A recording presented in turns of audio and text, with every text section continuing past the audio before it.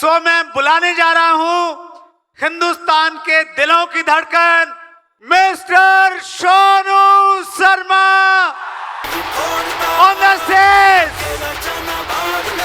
एक ऐसी पर्सनैलिटी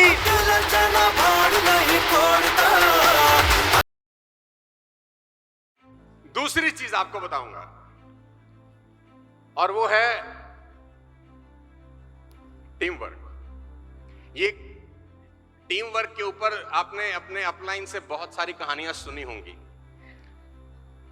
और आजकल ऐसा कोई ज्ञान है नहीं जो मैं आपको दे नहीं सकता या जो ललित जी आपको नहीं दे सकते या सुरेंद्र जी नहीं दे सकते जो गूगल पे अवेलेबल ना हो। दुनिया का हर ज्ञान गूगल पे अवेलेबल है। एक एंटर मारेंगे, मैं एक कहानी सुनाऊंगा, गूगल 50 कहानियां सुना देगा। लेकिन सीखने समझने वाली बात सबसे इंपॉर्टेंट है जो मैं आपको अब बताने वाला हूं। टीम की इंपॉर्टेंस है कि नहीं? कम ऑन, अरे जोर से बोलो, है कि नहीं? लेकिन टीम के साथ रिश्ते बहुत इंपॉर्टेंट रोल प्ले करते हैं। मैं एक छोटे से उदाहरण से आपको समझाऊंगा। आपकी स्क्रीन के ऊपर एक छोटा सा उदाहरण देता हूं। यह बात है कोई 2005 की। तो 2005 के अंदर ऑस्ट्रेलिया की जो टीम थी वो अनडिफीटेबल थी। आप में से कितने लोग क्रिकेट खेलने देखने के शौकीन हैं? तो जल्दी समझ में आएगा। 2005 Lalit ji, Australia was unbeatable. Ricky Ponting की कप्तानी थी, 2-3 वर्ल्ड कप जीत चुके थे। उनको लगता था कि अब हमको दुनिया में कोई, मतलब ऑस्ट्रेलिया जाने का मतलब था कि आप पूरी तरह से हार के, मैं ठीक कह रहा हूं, चाहे कोई भी टीम ऑस्ट्रेलिया गई उन्होंने उसको धो के वापस। तो 2005 के टॉप पे ऑस्ट्रेलिया टीम का जो शबाब था वो बिल्कुल पीक पे था। उन्होंने कहा यार कुछ नया करते हैं। इंडिया आती है, हरा के भेज देते हैं। पाकिस्तान आती है, हरा के भेज देते हैं। ऑस्ट्रेलिया न्यूजीलैंड आती है, हरा के भेज देते हैं। तो ऑस्ट्रेलिया की टीम ने खुराफात की। क्या खुराफात की? उन्होंने आईसीसी को एक लेटर लिखा। आईसीसी को ये बोला कि हम अब कंट्री से लड़के हार चुके हैं, इनको क्या हराएं, बच्चे हैं हमारे आगे। तुम एक काम करो, वर्ल्ड 11 बनाओ। वर्ल्ड 11 दुनिया के जो दिग्गज खिलाड़ी हैं उन सबको इकट्ठा करके एक टीम तैयार करो। यानी वेस्ट इंडीज से कुछ उठाओ, इंडिया से उठाओ, पाकिस्तान से उठाओ, श्रीलंका से उठाओ। तो ऐसे करके कंबाइंड टीम बनाओ, हम उससे लड़ेंगे तब मजा आएगा। ये बच्चों को हराने का मन करता नहीं यार। अब अहंकार देखो कहां पहुंच गया कि हम देश से नहीं लड़ेंगे, अब दुनिया से लड़ेंगे। ओके, आईसीसी के पास लेटर गया तो आईसीसी को लगा यार बड़ा इंटरेस्टिंग है, इसका टीआरपी बड़ा अच्छा जाएगा, तुमको तो धंधा करना था। तो उन्होंने कहा ठीक है, लेट्स डू इट। तो आईसीसी ने क्या किया दोस्तों? आईसीसी ने एक कमेटी बनाई। एक कदम लेके चलो। तो आईसीसी ने एक कमेटी बनाई वर्ल्ड 11 की, जिसमें सुनील गावस्कर भारत से थे, अर्थरटन इंग्लैंड से थे, रिचर्ड हेडली न्यूजीलैंड से थे, Clive Lloyd West Indies, Jonty Rhodes South Africa, De Silva Sri Lanka से। ये वो 6 लोग थे जो उस वक्त लेजेंड थे, आज भी लेजेंड है। तो इनकी एक कमेटी बनाई। कमेटी क्या करेगी? ये टीम सिलेक्ट करेगी कि तुम पूरी दुनिया के जो दिग्गज लोग हैं उनको छांटो और एक वर्ल्ड 11 बनाओ जिससे ऑस्ट्रेलिया की टीम आपस में मुकाबला करेगी। तो 3 महीने की रिसर्च के बाद आईसीसी वर्ल्ड 11 ने टीम दिखाई कि ये टीम है जो अब ऑस्ट्रेलिया से टक्कर करेगी। और वो टीम थी कुछ इस तरीके की। आईसीसी वर्ल्ड 11 वनडे का स्क्वाड अलग था और टेस्ट क्रिकेट का स्क्वाड अलग था। अब ध्यान से देखना टीम, और टीम में क्या क्या धुरंधर है। अफरीदी, ये वनडे की टीम है। Shahid Afridi, Shoaib Akhtar, Flintoff, Gibbs, Kallis, Lara, Muralitharan, Pietersen, Pollock, Sangakkara, Sehwag, Tendulkar, Vettori, एक ही टीम में। टेस्ट मैच की टीम और खतरनाक, Boucher, Dravid, Flintoff, Harmison, Kallis, Lara, Muralitharan, Pollock, Sehwag, Smith, Lara और तेंदुलकर एक ही मैच। आईपीएल तो बाद में शुरू हुआ, ये 2005 की बात कर रहा हूं। अब ये टीम ऐसी थी जो दुनिया की किसी भी टीम को मतलब मसल सकती थी यार। हरा देना तो बहुत अंडररेटेड वर्ड है, मसल सकती थी। तो ऑस्ट्रेलिया तैयार थी वर्ल्ड 11 से टक्कर लेने के लिए, क्योंकि ऑस्ट्रेलिया का अहंकार पूरे शबाब पे था। उन्होंने कहा क्या देश वर्ल्ड 11 से लड़ेंगे। लेडीज एंड जेंटलमैन, याद करिएगा मैं आपको सिखा रहा हूं team work, the power of team work in direct selling business. अकेले आप कुछ नहीं कर सकते। कितने काबिल हो, कितना अच्छा बोलते हो, कितना होल्डिंग हो आपका सोशल मीडिया पे, you are zero without your team. Team ही है जो पार लगाएगी। भगवान राम अकेले कर नहीं सकते थे, बानर भालू चाहिए ही थे उनको भी। तो टीम तो सबको चाहिए ना यार, कोई आदमी अकेला काम नहीं कर सकता है, सबको टीम का जरूरत है। Ladies and gentleman, 3 one day 1 test match का ऐलान हुआ। आईसीसी ने ऐलान किया कि 3 वनडे खेले जाएंगे, 1 टेस्ट मैच। और टेस्ट मैच 5 दिन का होता है, लेकिन ये टेस्ट मैच 6 दिन चलेगा क्योंकि बड़ा टूर्नामेंट है और सारे इतने दिग्गज लोग खेल रहे हैं, तो 5 दिन में मजा नहीं आएगा, थोड़ा सा बड़ा होना चाहिए। 6 दिन, ओके ठीक। 3 वनडे 1 टेस्ट मैच। ऑस्ट्रेलिया का अहंकार पूरे शबाब पे वर्ल्ड 11 लड़ाई करने को तैयार। पहला मैच खेला गया। लेडीज एंड जेंटलमैन, मैं आपको कहानी जल्दी बताता हूं और उसके स्कोर पे ले जाना चाहता हूं। पहला स्कोर, एक एंटर मार देगा मेरे दोस्त तो पहला स्कोर दिख जाएगा। फर्स्ट ओडीआई, ऑस्ट्रेलिया ने 255 बनाए, ICC world 11 162, Australia won bye 93 runs. Australia ने वर्ल्ड 11 को पेल दिया। वर्ल्ड 11 पूरे 50 ओवर भी खेल, वो वर्ल्ड 11 जिसमें दुनिया के दिग्गज तोपें दहाड़ रही थी, वो वर्ल्ड 11 जिसके नाम से दुनिया कांप जाती थी, ऑस्ट्रेलिया जैसी एक कंट्री ने उसको बुरी तरह से हरा दिया। तो लोगों को लगा अभी शुरुआत है, अभी थोड़ा सा सेटिंग होने में दिक्कत हो रही है। दूसरे मैच में तो वर्ल्ड 11 पेल देगी ऑस्ट्रेलिया को। दूसरा मैच हुआ लेडीज एंड जेंटलमैन, और दूसरे मैच का स्कोर आपकी स्क्रीन के ऊपर। Australia 328 for 4, ICC world 11 273, Australia won bye 55 runs. Australia फिर से दूसरा मैच जीत गई। वर्ल्ड 11 पूरे 50 ओवर भी नहीं खेल सकी। No problem. तीसरा प्रतिष्ठा का सवाल था कि अब करो या मरो, बहुत बेइज्जती होगी। इस वक्त तो ऑस्ट्रेलिया को ऐसे हराओ ताकि दोनों मैच का बदला लिया जा सके। तीसरे मैच का स्कोर आपकी स्क्रीन के ऊपर है। Ladies and gentlemen, Australia won by 156 runs. And you will be surprised कि तीनों ही मैच में आईसीसी वर्ल्ड 11 की टीम 50 ओवर नहीं खेल सकी। हर मैच में 50 ओवर से टीम पहले ही सिमटती जा रही थी। वो टीम जिसमें दिग्गज खिलाड़ी खेल रहे थे, वो टीम जिसके एक एक खिलाड़ी पूरी पूरी टीमों पर भारी पड़ते थे। अगर सचिन तेंदुलकर अकेले पूरी टीम पर भारी थे, ब्रायन लारा अकेले पूरी टीम पर भारी थे, शोएब अख्तर अकेले पूरी टीम पर भारी थे। एक एक दिग्गज, एक एक मोती ऐसा था जिसकी कोई कीमत ही नहीं थी। लेकिन जब सबको इकट्ठा किया गया तो हालत खराब हुई। तीनों के तीनों मैच ऑस्ट्रेलिया जीत गया। No problem. चौथा टेस्ट मैच बचा था। इनको लगा कि अब बदला लेंगे। No problem. चौथे टेस्ट मैच का स्कोर आपकी स्क्रीन के ऊपर है। Australia won by 201 runs. Ladies and gentleman, Australia ने बनाए 345, 199, ICC world 11 199 and 144 only. Australia ने वर्ल्ड 11 को धोया नहीं, उनको औकात बता दी।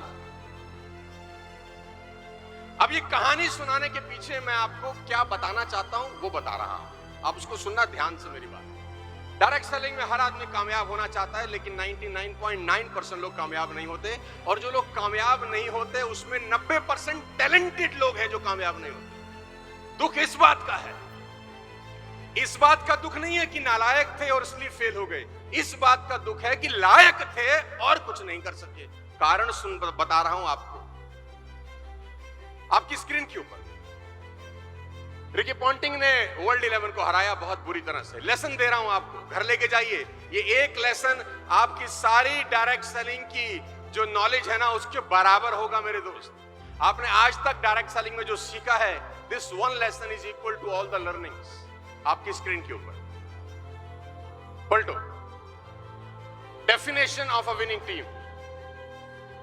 Winning is not about having talented team, it's about aligning ordinary team. Talented लोग आपकी टीम में हो, उससे आप मैच जीतोगे कभी नहीं होता। आपकी टीम में ऑर्डिनरी लोग होने चाहिए, लेकिन वो अलाइन होने चाहिए, आपस में गुथे हुए होने चाहिए। उनका रिलेशनशिप एक दूसरे के साथ जबरदस्त होना चाहिए, उनकी फीलिंग एक दूसरे के साथ जबरदस्त होनी चाहिए। टैलेंट का कोई मतलब ही नहीं है इस पूरे देश में। मैं 25 साल से घूम रहा हूं मेरे दोस्त, दुनिया की टॉप मोस्ट ऑर्गेनाइजेशन के साथ काम करता हूं, उन कंपनी के साथ काम करता हूं जो 30,000 40,000 करोड़ का बिजनेस कर रही हैं, और मैं उनके बोर्ड रूम में बैठ के उनको कंसल्ट करता हूं कि और धंधा कैसे बढ़ाया जा सकता है। मैंने ये नोटिस किया है पिछले 10 साल में कि जितने भी लोगों ने बड़े बड़े एम्पायर सेट किए हैं, ऑर्डिनरी लोग, 100% ऑर्डिनरी लोग हैं। लेकिन उनकी जो ऊपर की 20-25 लोगों का टीम है ना, इतनी खतरनाक बॉन्डिंग है कि आंख के इशारे से समझते हैं कि सामने वाले को क्या चाहिए। और टैलेंटेड लोग सड़कों पे धक्के खा रहे हैं, क्योंकि टैलेंटेड लोगों की सबसे बड़ी दिक्कत क्या है, वो सिस्टम का हिस्सा नहीं बनना चाहते। उनको अहंकार गुरूर रहता है कि हम सिस्टम के हिसाब से नहीं चलेंगे, हम तो हम हैं, बाकी पानी कम है, हमें मत बताओ क्या होता है, हमने दुनिया देखी है, हमारे बाल यूं ही धूप में सफेद नहीं हुए। ऐसे ऐसे डायलॉग उनके पास होलसेल में है। लेडीज एंड जेंटलमैन, डायलॉग से कुछ नहीं होता अगर आपके बैंक में पैसा ही ना हो। और मेरा ऐसा मानना है कि आपकी नॉलेज जब तक आपके बैलेंस शीट में रिफ्लेक्ट नहीं करती तो वो लायबिलिटी है, असेट कभी नहीं होती। आपकी नॉलेज अगर आपके बैंक अकाउंट में रिफ्लेक्ट ही नहीं कर रही तो वो कूड़ा है, उसको तुरंत जला देना चाहिए और कहीं और से बढ़िया ले लेनी चाहिए। आपकी नॉलेज, आपका ज्ञान आपको पैसा ही कमा के नहीं दे रहा, आपको गाड़ी ही नहीं दे रहा, आपको लग्जरी लाइफ ही नहीं दे रहा, तो उस कान का अचार डालना है क्या? उसको फेंकना है, नया लेना है, नया गैदर करना है, नया पेज लिखना है, नया भरना है। टैलेंटेड लोग नहीं चाहिए आपको टीम में। ऐसा मत सोचना कि मेरी टीम में ये लड़का आया बड़ा टैलेंटेड है, जीरो हो जाएगा अगर सिस्टम खराब है। अच्छा से अच्छा बीज भी सही मिट्टी ना मिलने के कारण मर जाता है। अच्छे से अच्छा बीज भी सही मिट्टी सही वातावरण ना दो, मर जाएगा। ऑर्डिनरी बीज को सही मिट्टी दो, सही वातावरण दो, वो फल देगा, 200% फल देगा। तो डायरेक्ट सेलिंग का जो सबसे गूढ़ मतलब है वो है टीम। टीम के साथ आपका बॉन्डिंग, और टीम में टैलेंटेड लोगों को ढूंढने की कोशिश मत करना, ऑर्डिनरी लोगों को ढूंढना, उनको अलाइन करने की कोशिश करना। और जिस दिन आपको ये गुण आ गया, ये बहुत लंबा टॉपिक है, कैसे होगा ये लंबा प्रोसेस है, 8-10 घंटा मैं इसके ऊपर बात कर सकता हूं और वो गलतियां बता सकता हूं आप लोगों को जो अक्सर लोग होलसेल में करते हैं। लेकिन मेरे पास टाइम अभी नहीं है, कभी फिर मौका लगा तो शायद इस विषय में डीप में घुसूंगा और आपको बताऊंगा। दूसरा लेसन इसी कहानी के अंदर आपको देता हूं। It's not about potential, it's more about alignment. Potential से, अगर पोटेंशियल से पैसे आते होते ना, मैं गारंटी के साथ कह रहा हूं मैं यहां खड़ा ही नहीं होता। पोटेंशियल से पैसे नहीं आते मेरे दोस्त, इस बात को अपने दिमाग से निकाल दो कि दुनिया में वो लोग कमाते हैं पैसा जिनके पास पोटेंशियल नहीं। नहीं, दुनिया में वो लोग पैसा कमाते हैं जो सिस्टम के साथ अलाइन होते हैं। जो सिस्टम के साथ अलाइन नहीं है वो पैसा कमाएगा ही नहीं। Third most important line, most important role is of a captain. सबसे बड़ा रोल है उस अपलाइन का, जो कैप्टन है, जो शिप को चला रहा है, जो जहाज का पायलट है, who can transform an ordinary looking team to become undefeatable। जब 2007 के अंदर धोनी वर्ल्ड कप लेकर आए तो धोनी की टीम बहुत ऑर्डिनरी थी, किसी ने सोचा भी नहीं था कि वर्ल्ड कप जीत जाएगा। ऑर्डिनरी टीम को अनडिफीटेबल बनाने का काम करना पड़ता है किसको?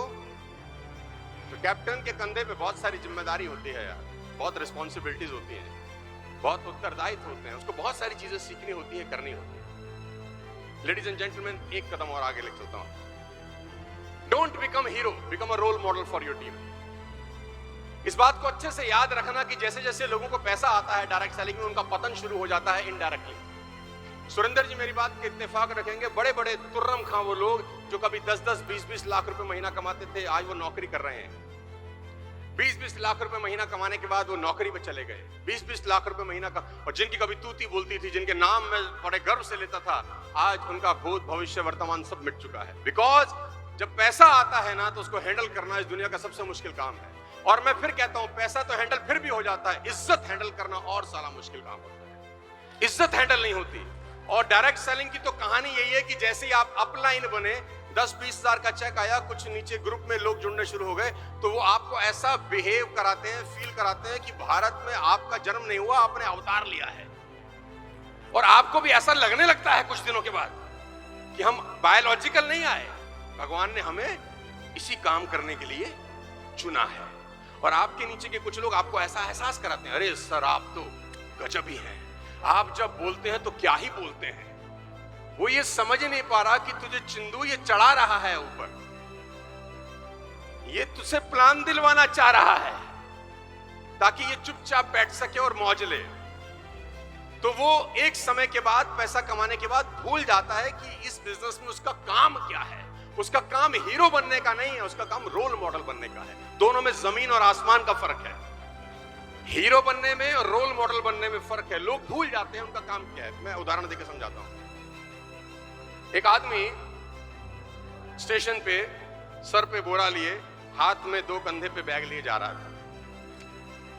ट्रेन ने सीटी मारी, ऊपर सर के ऊपर कुछ रखा है उसने और शोल्डर पे ऊपर 2 बैग हैं, भार है बहुत। ट्रेन ने सीटी मारी, उसको लगा छूट जाएगी, भागना शुरू किया उसने और भागना शुरू किया और भागना शुरू किया। ट्रेन ने भी अपनी रफ्तार पकड़ ली। तो ट्रेन के गेट के ऊपर एक आदमी खड़ा था। उसने लगा यार कि आदमी देखो कितना मेहनती है, बेचारा ट्रेन पकड़ने की कोशिश कर रहा है, मुझे उसकी हेल्प। तो वो भाग रहा था, ट्रेन भी भाग रही थी। तो ट्रेन के गेट से उसने बोला आ जाओ बहादुर, आ जाओ बहादुर। बहादुर था, 2 कंधे सर पे और एक सर पे, भागा भागा, बहादुर आ जा। वो भागे जा रहा, बहादुर आ जा, बहादुर आ जा। बहादुर का हाथ पकड़ा वो ट्रेन के, बैठा, पानी वानी पिलाया, भाई साहब ठीक हो? रोने लगा। तो बोला रोता क्यों है? बोला मैं ट्रेन पे चढ़ना ही नहीं चाहता था।